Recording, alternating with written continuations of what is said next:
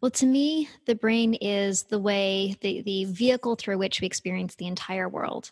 Every thought, feeling, experience we have comes through the brain, whether it's our sensations taking information from the world into our body and then allowing us to perceive, or our thoughts and experience shaping what it is that we perceive or how we feel or what we experience. So the brain is the mediator of all of that.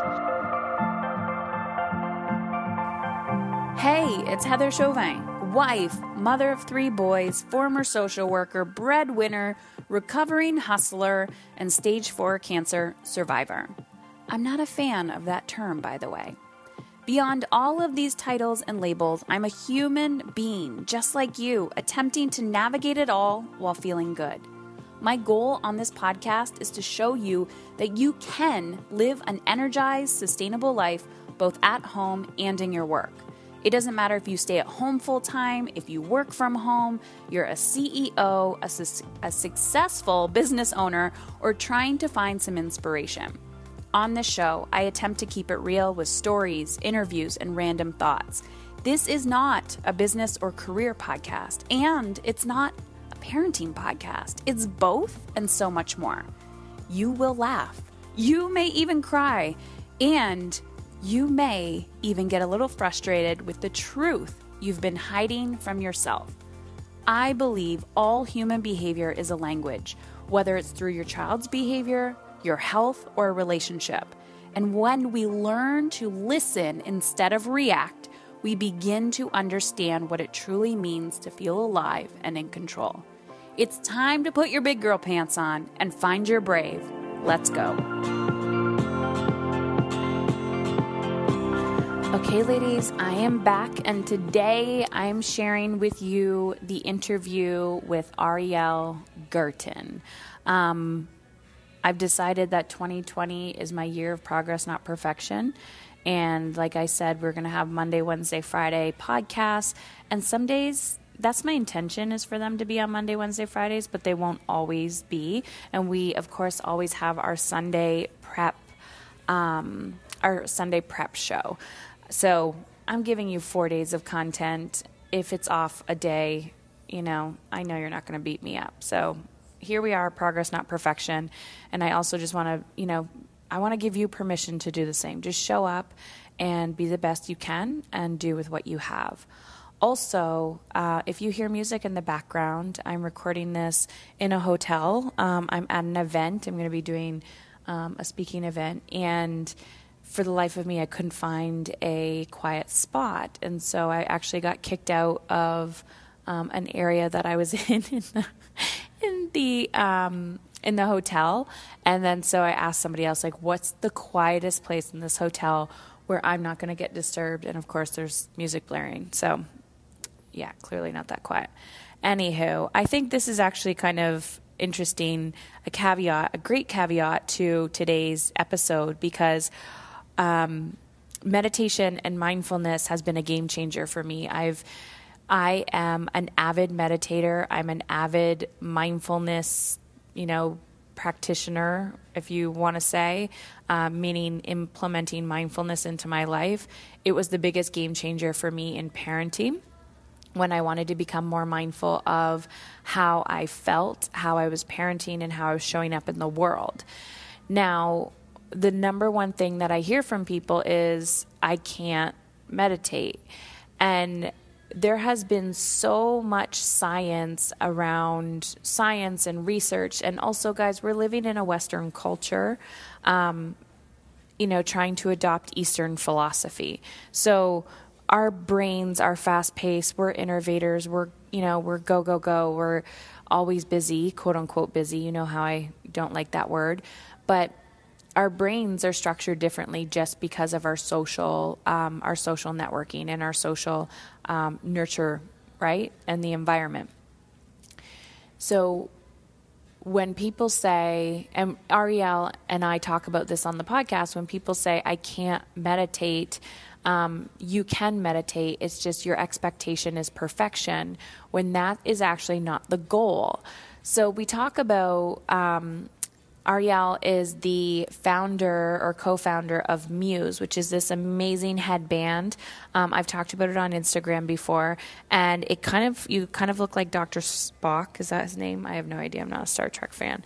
But it's like a regular headband that you would put on your head, and then just imagine you're tilting it forward and it's on your forehead. So there's it gives you neurofeedback of what's going on in your brain while you're trying to do mindfulness. And then they have an app where you can put it on for 5 minutes, 10 minutes, 30 minutes, and you hear this feedback of, whether it's raining or whether you hear these birds chirping. And so it's been really interesting to watch my mind. You get that direct feedback of, how am I feeling today? And even if I feel calm, cool, and collected, my brain might be firing at 1,000,000 miles a minute. So we had some really, really good conversation about just motherhood in general, how the brain works. And what I want you to walk away with is, one, you're not a failure if you can't, quote unquote, clear your mind. Nobody can clear their mind. Two, strengthening your mind and the neural pathways in your brain not only will help you with your mental health, your physical health, your emotional health, your relationships, like every aspect of your life, it is a muscle, right? You're also going to be preventing disease like dementia and Alzheimer's. You have to realize that brain health is so, so important. So when someone says, I can't do it, they're saying it's not a priority for me. Just like saying, I can't work out or I can't eat my vegetables. You can, it's just uncomfortable to change. So I hope this conversation helps you just get started somewhere. Because I just want you to know that, 1 minute a day will change your life. If you commit to using a mindfulness exercise, and you don't have to go out and buy the headband, but if you commit to using this mindfulness exercise 1 minute a day, it is going to be a game changer for you. So you can also check out the Muse headband at heatherchauvin.com/muse, M-U-S-E. So that's heatherchauvin.com/muse.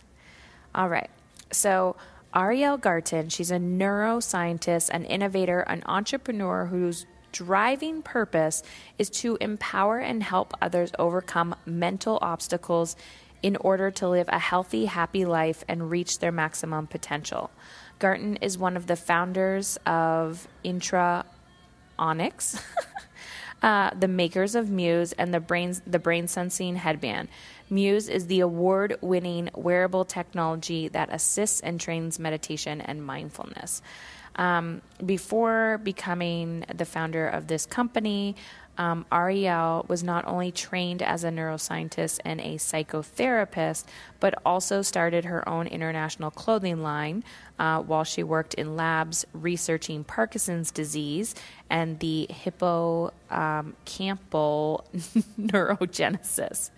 Oh my God. You guys know how I am when I read stuff. So here's my point. She is a brilliant woman. She's Canadian. And she is a magical unicorn of somebody being able to create something to help the everyday person take back control of their lives. So let's dive in. All right, we are recording. So Ariel, thank you so much for being here. My pleasure. It is a joy and a delight to be here today. I was going to start the conversation with my headband on, but I did it today, and I was actually really frustrated with myself. And we'll talk about Muse because I didn't hear any birds today. And that's okay. That's my point. That's what I'm really excited to talk about today. So you're the founder or co-founder of Muse, and people might not know what that is, but I wanted to have you on because there's so many questions about meditation and mindfulness and anxiety. And I think you're a perfect blend of both. And you're also a mother and you have real life experience with this stuff. So welcome. And I just want to know a little bit about you. Like what got you into being so passionate about understanding the brain? Well, hello. What got me into being passionate about understanding the brain? Well, to me, the brain is the vehicle through which we experience the entire world. Every thought, feeling, experience we have comes through the brain, whether it's our sensations taking information from the world into our body and then allowing us to perceive, or our thoughts and experience shaping what it is that we perceive or how we feel or what we experience. So the brain is the mediator of all of that. I went to school for neuroscience. I was working as a psychotherapist for almost a decade. And along the way, meditation became a real key to helping my clients at the time overcome the challenges that they were having. But I sucked at meditating. I really, really did. I was always doing a million things. And I was like, why do I need to slow my brain down? And I just couldn't. And then I was working with this early brain computer interface technology at a lab at the University of Toronto. And I recognized that with this early technology, we had the opportunity to actually make what was going on inside the brain visible and actionable. And that if we applied this technology to helping more people meditate, then we could do something really, really meaningful for people's lives. And that's how Muse, the brain sensing headband that helps you meditate and now go to sleep, was born. Love it. So how do you debunk that I suck at meditating? That's a good one. So everyone sucks at meditating, and it's completely okay. So for those of you who don't know exactly what goes on during a basic meditation, if meditation still seems mysterious, let me kind of back up a couple steps. So in the most basic focused attention meditation, what you're doing is you're putting your attention on your breath. Your mind then naturally begins to wander because all our minds wander. And then you say, hey, I notice my mind is wandering. I don't want to think about the grocery list or whatever else. I'm meditating now. I'm going to choose to bring my attention back to my breath. So it's this really simple process of focusing on one thing. Your mind wanders away from that thing. You notice it and you return it back to that thing. And we do it without judgment. And the without judgment is kind of the key to unlocking the, oh my God, I suck at meditation. You know, some people have this perception that meditation is supposed to be your mind going blank and we're all just going to like sit there like Zen gurus and it's going to be amazing because we think about nothing and we feel nothing and we just sort of float. That's literally not what happens to anybody. You know, even me who's had a meditation practice for years, I sit there, my brain wanders away, you notice it, you bring it back. Your brain wanders away, you notice it, you bring it back. And it doesn't matter that it wanders. All our brains wander. That's a good thing. It means our brain is alive. It's what you choose to do with that wandering mind that then gives you the skill. I think that's so key. So we've given ourselves now permission that we're supposed to wander and that everyone sucks at it. And I think, perfectionism can come into that. Well, I don't want to try it if it's going to be messy, right? Or what can of worms am I going to open if I'm in there? So before I hit record, I was telling you a little bit about this community and the whole concept of why it's called Mamas in Control is because women who feel out of control in their lives, right? And I started this journey because I needed my son to meditate, and I'm using air quotes if people can't see because his behavior was out of control. So I'm curious what your feedback is on that when it comes to a parent relationship of, we have our own mind, they have their own mind. So where do you think mindfulness and meditation comes into that whole relationship? Okay, so when you practice meditation, what you begin to do is you begin to take perspective. So most of us spend our life just sort of in our thoughts and feelings, and we assume that that's what's supposed to happen. Our brain thinks ourselves. We have the thoughts that are rolling around in it, and those are the thoughts you have. And our feelings happen and come and go, and those are the feelings you have. When you meditate, what you recognize is that you don't have to be at the mercy of your own thoughts and feelings. So when your mind wanders to a thought, you can say, hey, I don't want to follow that thought. I want to take my mind back to something neutral. So there is the moment when you get to take control. And what you're taking control of is yourself. You're not letting your brain just go where it wants to go or your emotions run away with you. You're saying, no, I'm actually making a choice about my own thoughts, behaviors, feelings, and actions. And I'm choosing the relationship between feeling like they are taking control of me or, I'm on the thought train, I'm on the emotional roller coaster, it's going. You can now say, no, I don't need to follow that thought that's not serving me. I don't need to rise with that emotion and then trigger more thoughts and trigger more emotions until I'm in a tizzy. I can actually change the relationship to my thoughts and feelings.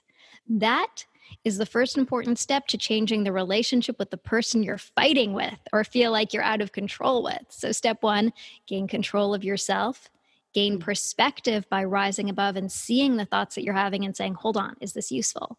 I might be thinking, my kid is just trying to stick it to me and I'm late for work and this is going to, be terrible for me. We'll rise above that.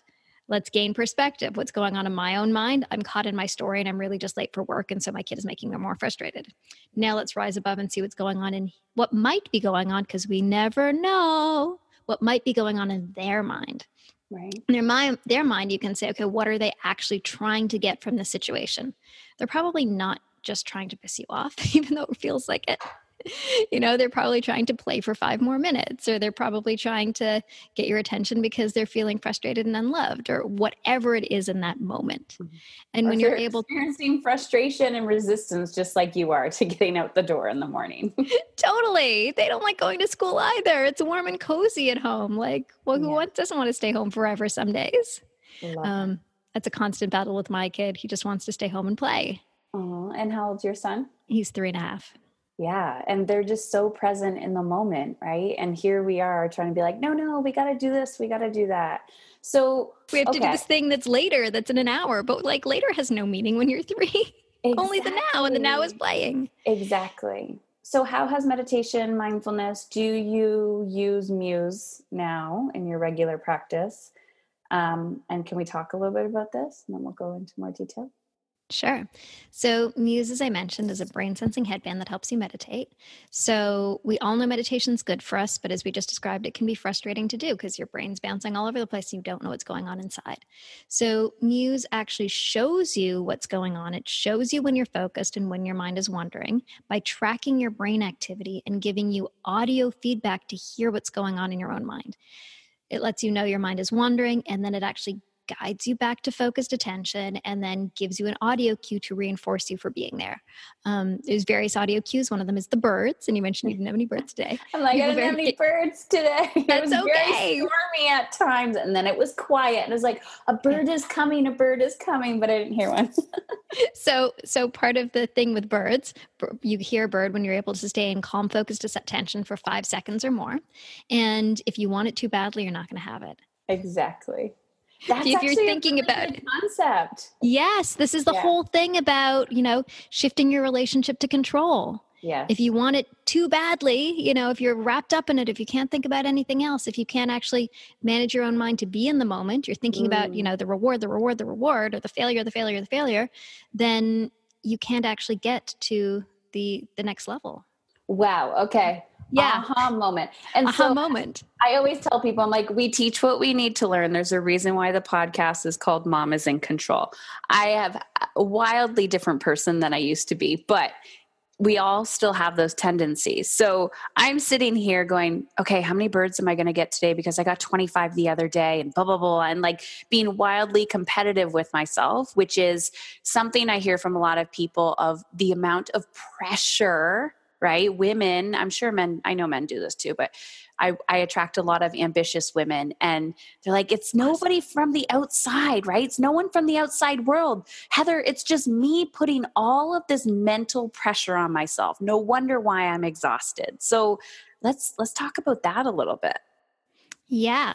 So as women, we're extremely good at putting pressure on ourselves and thinking that we need to be perfect. And perfectionism is probably the worst illness you could have. It's terrible, and it erodes your sense of self-esteem. It erodes your sense of accomplishment because it's never good enough, because you're trying to strive for perfect, and it puts undue amounts of stress and anxiety. As a therapist, one of the most common things I would see in my office is young women with terrible anxiety because they were perfectionists, because they felt like they needed to be great at school, they needed to be perfect, they needed to be good girls, they needed to be all of these things. And oh my God, good girl is another one that just kills me. And it's one that I've had a problem with my whole life. Like, I'm supposed to be a good girl, and if you're not, it like eats you at the core. Mm-hmm. You won't be loved. That was a belief that I actually harbored, that if I wasn't a good girl, I wasn't going to be loved. So do you have any science behind why we do that? Like, why is perfectionism a thing? That's a good question. Let me think about that one. So I guess it comes from the model that we are then reinforced by. So, we are sort of given this framework of how we are supposed to be or act. And as women from a very young age, we're shown images of women who are perfect. We are shown, concepts of how we're supposed to be perfect. And we're reinforced when we are, excelling or doing things that are awesome. Mm-hmm. And as women, we really are people pleasers. It's sort of societally, historically, it's been women's roles to serve. And so you are validated for when you are serving most effectively, when you're serving to your parents, when you're as an adult, when you're serving to your kids, when you're serving to your husband. And so, within this construct, if the construct is you are going to be seen and loved and lauded when you're a good girl, when you've done a great job, when that's excellent. And then there's the subtle also competition with you and the other girls of who, who's going to be more perfect. And then you've got images in the media that are airbrushed that always look perfect. Yeah. Then your self-esteem becomes hung on perfection. And it becomes very hard to get out of that. And when somebody tells you, no, you don't have to do it perfectly, like it clashes with your worldview. Mm-hmm. And so somebody saying that creates its own sense of anxiety. So, okay. So from like a sociological perspective, it's like we're bred to, and not born, but the culture does that. And then the nurture side. And then in the brain, you're developing these patterns and habits of this is how I need to show up. This is how I need to act. And then one day when you decide, this isn't working for me anymore, this is causing too much anxiety, or this doesn't feel good. And you just decide you're going to take ownership for how you want to feel in your life. And then you start to like look at these patterns and realize, who am I without these thoughts? Who am I without these brain patterns? I've always been anxious. I've always been a perfectionist. I've always been a people pleaser. How can I be somebody else and think it's okay not to respond to the text message right now? It's okay to say no to that event. What's going on there? So the scariest part is when you have built a sense of self and that's how you feel like you're getting validated in the world. So for me, approval was a big thing, getting approval from my husband. Like my husband pointed out once, like, why are you asking me for approval? And it wasn't like, what color should we paint the kitchen or something. Those kinds of decisions I have no problem making on my own, much to his chagrin and frustration. But it was like much more sort of subtle relationship things. And he's like, why do you need my approval? And I'm like, oh, you're right. And I made the recognition that I needed his approval because being a good girl or being approved equated being loved. And so when you're talking about something that is so deep down there, fundamental, can be really difficult to change because it's scary. Because if it means, if I assume that I need approval to get love, and now I'm going to like start changing my perspective on the world, and I'm going to say, well, I no longer need to get approval. It's like, how will I know I'm loved? Like, who's going to validate my love then? Will people still love me? And that's deep, deep, deep. That came from my parents constantly saying, you're so smart. You're such a good girl. You're smart is another one that's also deeply embedded in me, which is a great thing to tell a young woman. But then it also turns into, you're so smart. And then if you feel like you're not smart or not good at something, you don't want to do it.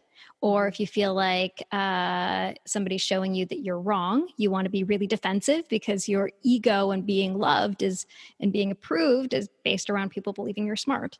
So these are very, very, very deep constructs, and all of them are garbage. And that might be like almost anxiety provoking to hear because it's like, oh no, this deepest construct is garbage. It is all just stories that we're told when we were little, that we have the opportunity to see, to analyze, to choose to shift away from, and bit by bit say, no, it's okay. I don't need that anymore.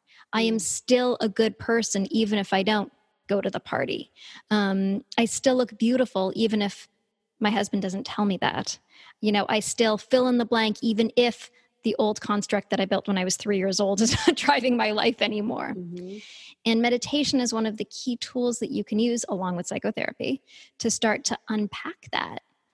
Because the process that I described before, when, your mind wanders to a thought and you say, nope, I don't need to follow that thought now. I'm going to come back to something neutral. when you start shifting your relationship to your thoughts in that way, then you can start saying, hey, these thoughts that I just assumed were supposed to be in my head actually don't need to be there. I can actually go, hey, that thought that I had about the world, I don't need to have it anymore. That thought that I had about me, maybe that isn't true either. All the stories and narratives that I'd always just told myself over and over again, maybe we can let those go too. And when you start to shift the way that you think about yourself and the way that you relate to the stories that you've told yourself and say, hey, maybe I don't need those anymore. Maybe those stories don't need to play. You've taken the first unbelievably critical steps to liberating yourself from the frustration that our inbound, ingrained 3-year-old love-seeking personalities have caused us. Okay, so my brain wants to go to when we get this awareness, right? So not everyone is on this path, but if they're listening to this podcast, they're probably on the path to finding some type of emotional freedom or freedom in their lives. Yeah. And sometimes we swing from one spectrum to the other. Okay, now I'm aware, but now I'm terrified that I'm going to project some of this onto my own children. I'm going to screw them up, right? So if I'm meditating, they need to meditate and they need to do all the things that I need to do. So what kind of reassurance do you have for parents who are like, you're good, just be you and try to be a little bit better every single day? This might come out the wrong way, but whatever we do, we're going to screw our kids up. So it really doesn't matter. Yes. It's about the most terrifying and liberating thing you can ever hear. Mm-hmm. I had people that came into my therapy office because their parents were too loving and overbearing. I had people who came into my therapy office because people weren't loving enough. And it really all comes out in the wash in the end of the day. If you're listening to this, you are fundamentally a good person. If you're listening to this, you are fundamentally a good and caring and attentive mother. If you're listening to this, you're fundamentally doing the things that you can to make your life good and safe and awesome for you and your kids. So don't worry about it. It's really okay. There are so many forces in people's lives that will shape and allow them to grow. Every time you screw up also becomes an opportunity to have your child learn a different lesson from it. Yeah. Every time that you guys fly off the handles and it scares your kid, and then you come back the next day and say, I'm really sorry, I shouldn't have done that. I'm sorry that you felt that way, or I'm sorry this was scary for you. And you have a conversation about it. You've built a brand new bridge, and you've modeled for them that yes, people are people. People have screwed up days. People have triggers. We're human. But, we can attend to each other and then care about each other and then listen and build bridges. Because as humans, we screw up all the time. I love the that. opportunity to every screw up is to then come together and become bigger and stronger from it. And you can't always do that as well. And that's okay too. Yeah. Don't be hard on yourself.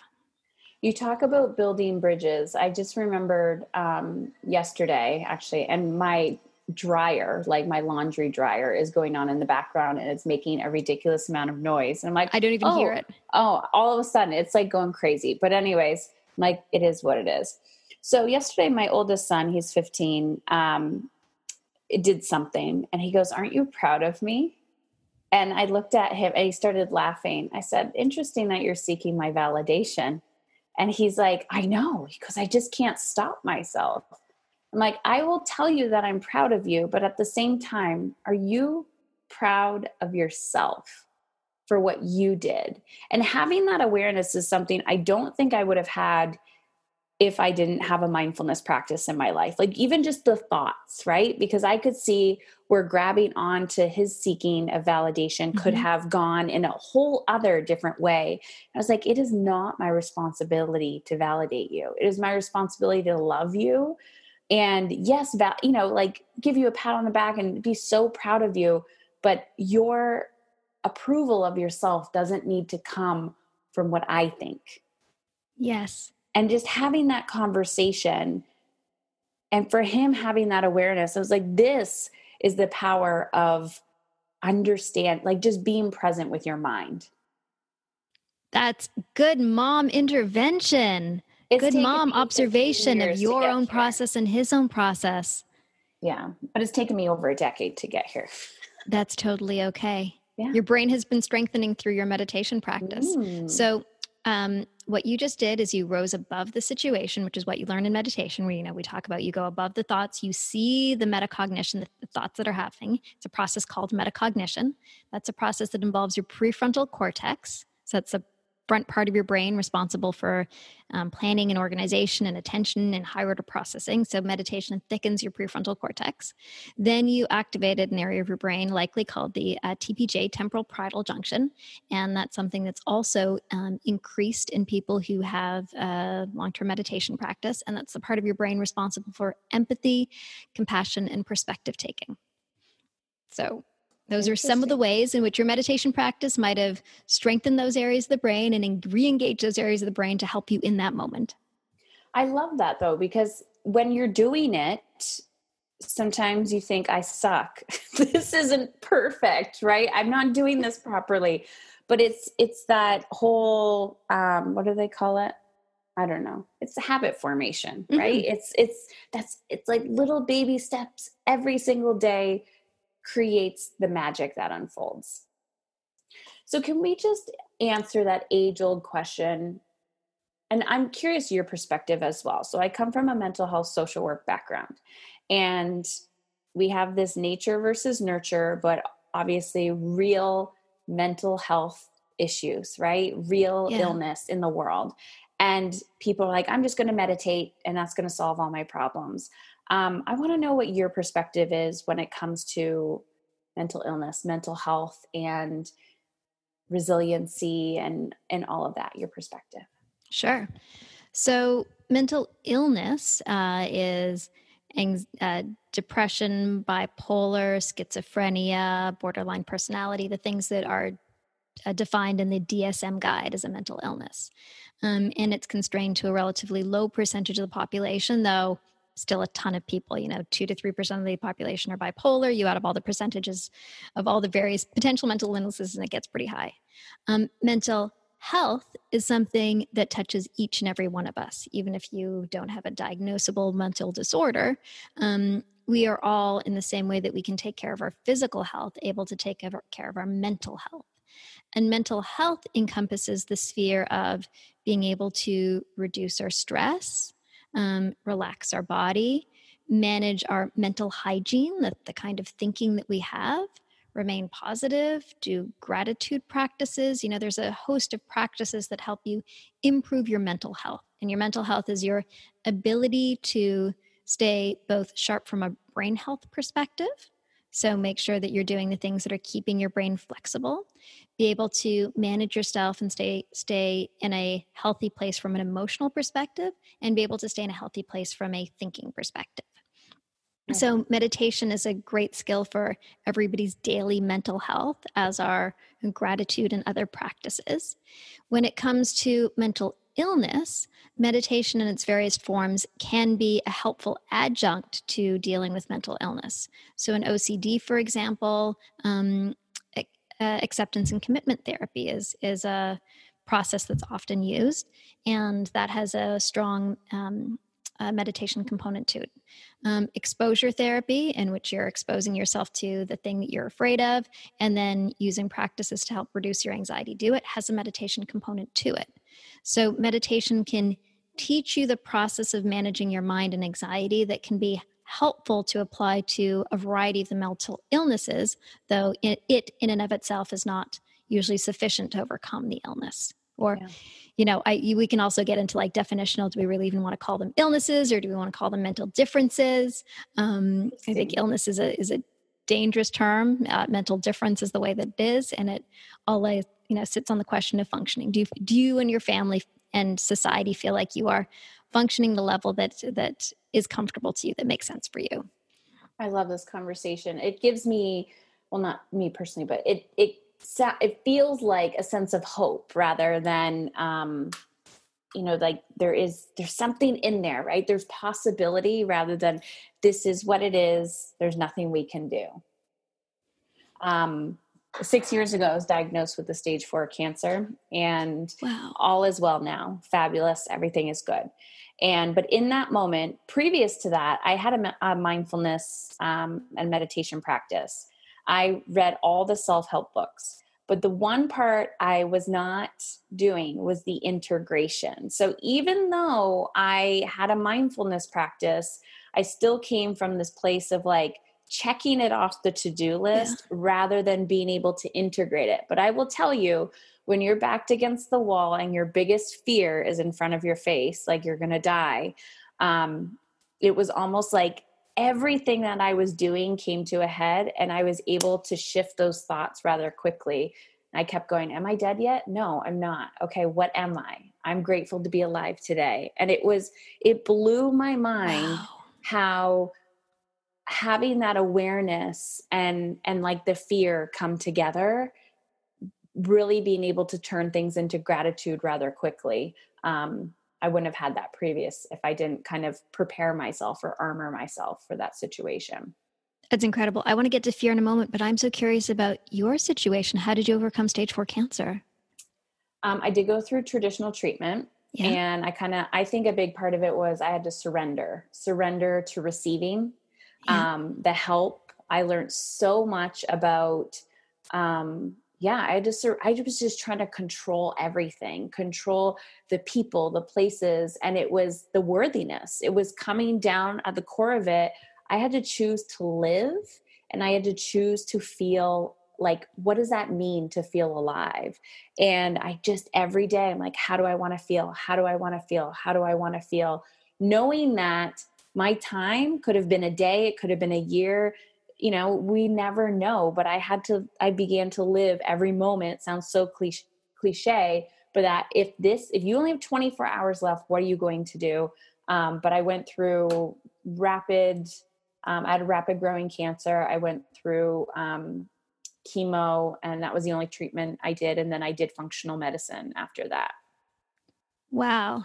Mm-hmm. And people may not be watching the video, but the woman sitting in front of me looks so healthy and glowing, and you'd never in a million years guess. Wow. Mm-hmm. Yeah. But it was just even knowing your thoughts, but also watching the projections of other people's expectations of you.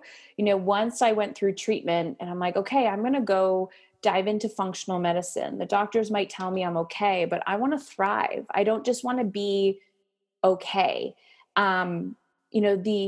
The beliefs and projections of what other people thought I should do, or where I should spend my money, or how I should spend my time. It's like I had to stop focusing on that and the stories that were implanted into my brain, and really start focusing on what I wanted. And I think that was a big game changer for me, even in the mindset world. It's amazing. And you said so many things that were so powerful. And one of them that you said was that you had to make a choice about what was in your mind. Yeah. Every hour, every day.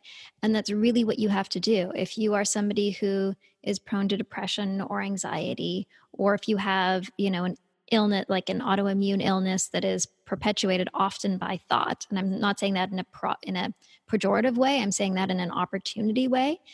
You have the opportunity at every moment to say, yeah, I might be feeling like this, but I don't need to see myself this way. I can choose to feel a different way. I can choose to think a different way. I can choose to, even though I'm feeling shitty, feel a sensation of love in my heart, imagine the person that I love most and just feel the warmth of that and let it move throughout me. Mm-hmm. Even though I might not have felt loved as a child, I have the opportunity now to imagine a sense of love in my body and what it's like to be loved by, my kid or my ex-husband now, whatever it is, and feel that in my body and let my body know that it is loved. Mm-hmm. Even if every story in my head is screaming it's not.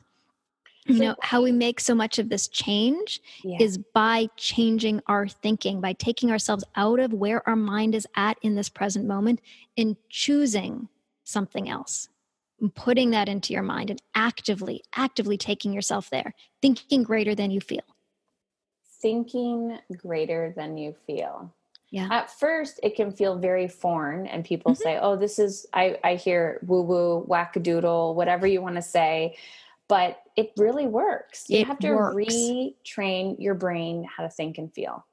Yes, it truly works. From the scientist here, I'm telling you, it works.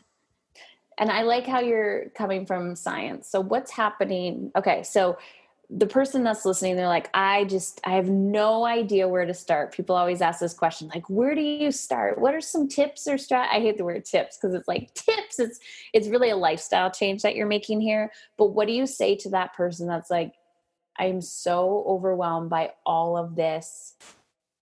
Break it down for me. Where do I start? What do I do today, tomorrow? Sure. So on the meditation side, you can start a meditation practice with just 5 minutes a day. And all you need to do is sit there, focus on something neutral like your breath. When your mind wanders, notice it and come on back. It's actually not hard. It's also the hardest thing in the world, but it's also not hard. It's a very simple activity. If you want to improve your meditation practice or jumpstarter to get more data, you can always use Muse, and we have a ton of guided meditations too, which we can talk about. So that's the meditation piece. You just need to find 5 minutes a day. It's really easy. Gratitude is something else that fundamentally changes the way your brain works and wires it towards positivity. So if you want to bring in a gratitude practice, you can do it twice a day, morning and evening. And all you want to do is say 3 things that you're grateful for. If you just do that, you've already done something good for yourself. If you want to take it to the next level, you can start to see what's going on in your mind and body during the day and start to sort of make the observations. Am I thinking negatively? Am I feeling negatively? And in those moments, you can jump to a meditation practice, which will start to bring you back to neutral, or you can jump to a gratitude practice. I'm feeling kind of shitty. Or I'm thinking, my mind is whirling. Let's just now choose 3 things that I'm grateful for. You can even just look around the room. It doesn't matter how small or silly they seem. It starts to train your brain towards the positive. And after you do that for a little while, you'll start to notice that you become better at catching when your mind is in the wrong place. And your mind starts to naturally scan the world for things that are going to shift its perspective, that are going to take it into the positive, things that you're grateful for. Love it. I don't know where I picked this up, but it's almost like the mind is a child Yep. and it's having boundaries with it, right? You're like, no.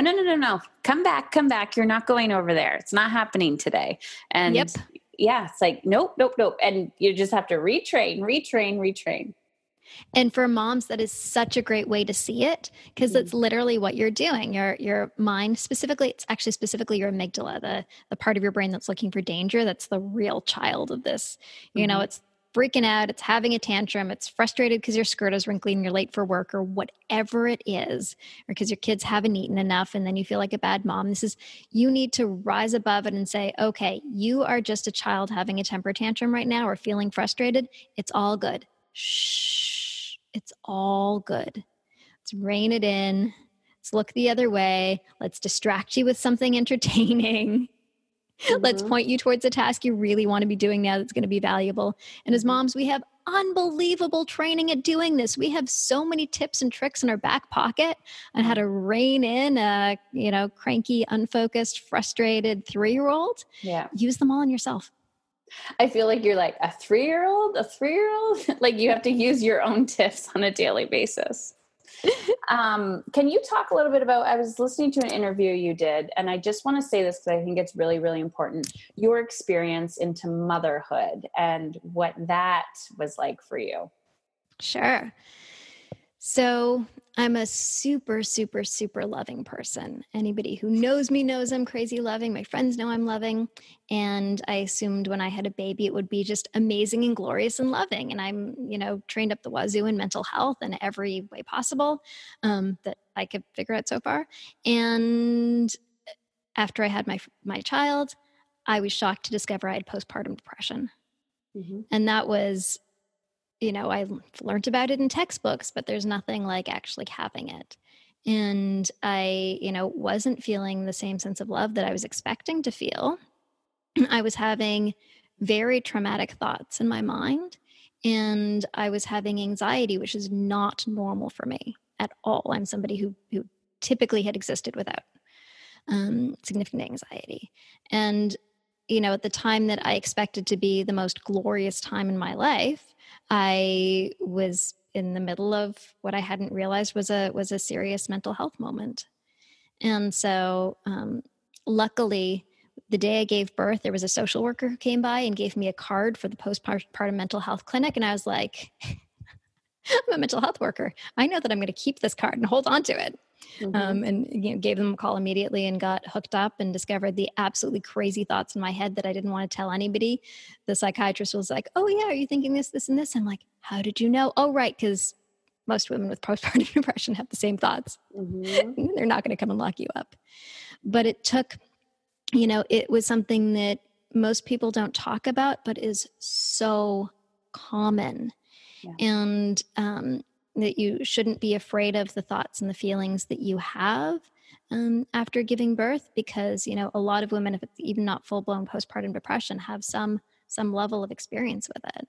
And, I was lucky because I had such a strong mindfulness practice before, and as a psychotherapist, taught a lot of these interventions that when I came in, she could simply guide me to, yes, use mindfulness in these ways, let your thoughts move in these ways. And so I was able to move out of it. But even so, it takes a long time. So if this is resonating, there's lots of help for you. Reach out to your pediatrician or, your OB or your community health worker or your friends. Don't be embarrassed. Don't be shy. It's really normal. And I want to say thank you for saying that, because there's so much shame around it. And if anyone has ever experienced it, having 3 boys, I know that I was never diagnosed with it, but I went through different phases every single time I had a child. And it feels so real, right? Like it's on a cellular level. You're like, this is really, really happening. And to be able to, as you say, rise above that, not only takes a lot of energy, but to say, I need help, is destigmatizing that, mental health is the same as physical health. We all, you want bigger muscles, like you got to lift some weights. Same thing. If we want to feel mentally sharp and aware, we have to become aware of our mind, that it's actually a muscle that we can develop and just have awareness with. And there is no shame if all minds, all bodies, different sizes, unique to the individual. So thank you for mentioning that. Yeah. And, we all have crazy thoughts, and that's okay. And, the people who are able to get ahead in life are the people who are able to look at their thoughts and say, this doesn't mean anything about me. This doesn't mean I'm a bad person. It doesn't mean this is going to happen to me and I need to, sit in my house and hide. It's just a thought. And you learn the tools and techniques to manage your thinking so it doesn't overtake you. I think that's key. Using the tools or learning the tools so that it doesn't overthink or overtake you, because it's so easy to look at someone else and be like, oh, their life is perfect. I mean, I don't even know. I mean, that's a thought and a story, because no one's life is perfect, but we don't always need to open the door and be like, look at me, this is what's in my closet. Cause we all have something in there, but yeah, we're all just trying to figure this thing out. And I think it's so, so important. The more we talk about our thoughts and our mental health, the bigger impact we're going to make in the world. We're not all walking around going, oh, it's all rainbows and kitty cats all the time.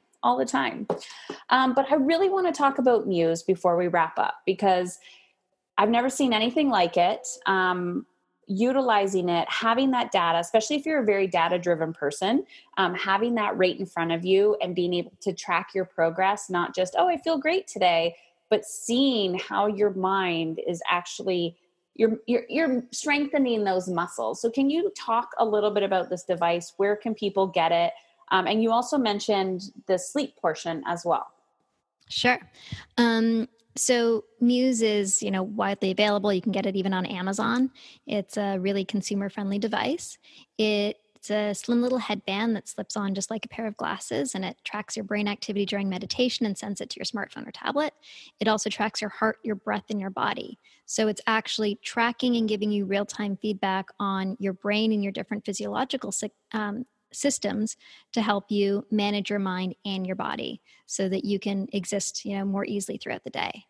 We also have a massive library of guided content, hundreds of meditations that are really good for anything that comes up in your life. I always say, if you have a problem, we probably have a meditation for that. So if you're like stuck, frustrated in line, we have a 2-minute meditation for feeling calm standing in line. If you're about to have a difficult conversation with your boss, just go to the work section, go to difficult conversations, and you can do a 5-minute meditation to prepare you to have perspective and control in having that difficult conversation. We have dozens of sleep meditations for adults and for kids. Meditations that literally, it's called Goodnight Kiddo, to help your kid get to sleep.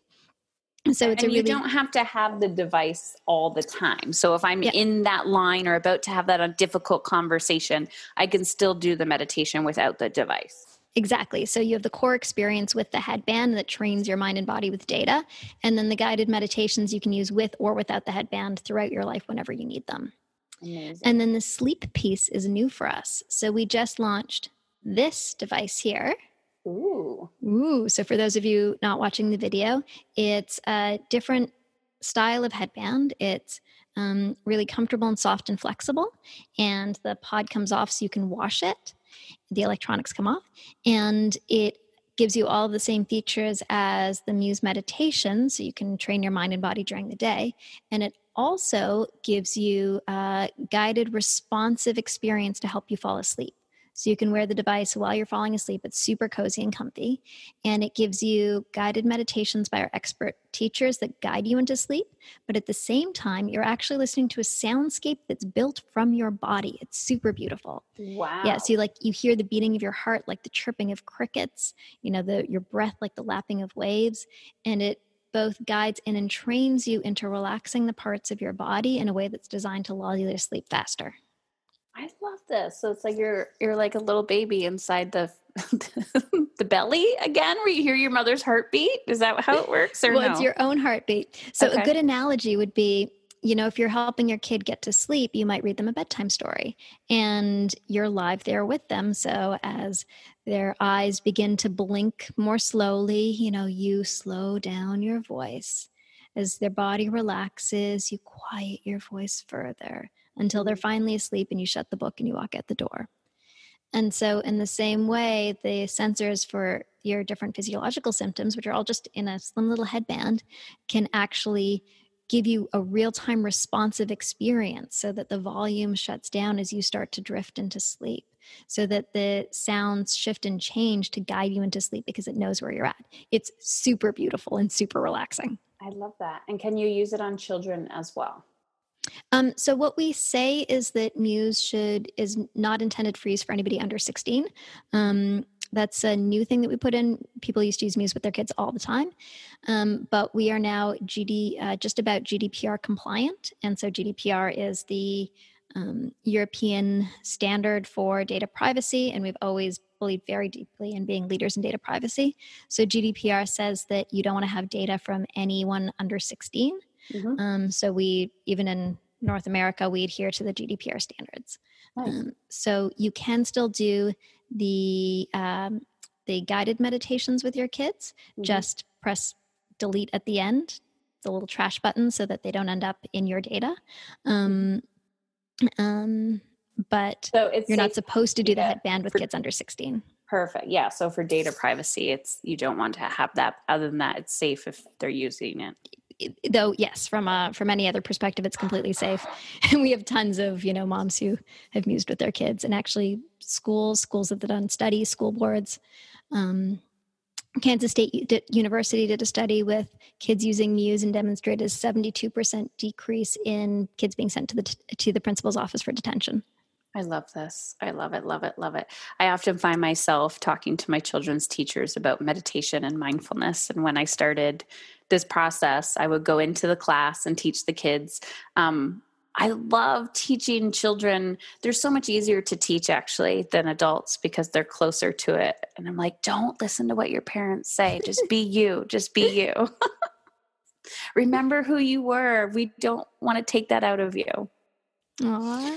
So, Ariel, thank you. This has been a beautiful conversation, and I know people are going to continue. You have your own podcast as well, correct? I do. It's called Untangle, and we very specifically interview people about meditation and brain health, so you understand how the brain works and how to apply the principles of it to your life to be more resilient, to change your habits, to eat better, and all the other good things that we want to get out of our lives. I love it, because this is just a little appetizer to the possibilities of what we can do with our brain, and the magic that it can unfold. So where else? So you said Muse. When does the sleep one come out? So it just launched. It's called Muse S. And you can actually pick it up right now. That one's just on our website on choosemuse.com. choosemuse.com. Awesome. So I will have everything linked in the show notes, or around this video, wherever people are seeing it. So thank you again. Is there anywhere else what they should know you're up to? So if you want to follow me, you can always find me on Instagram, both inspiration stuff I'm up to and photos of my cute kid. And I'm Ariel's Musings. Amazing. Thank you so much, Ariel. Thank you. Such a pleasure.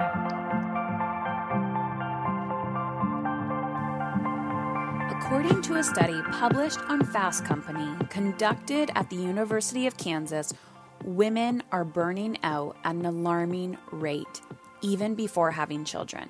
And that number rises with the additional responsibility of raising a family.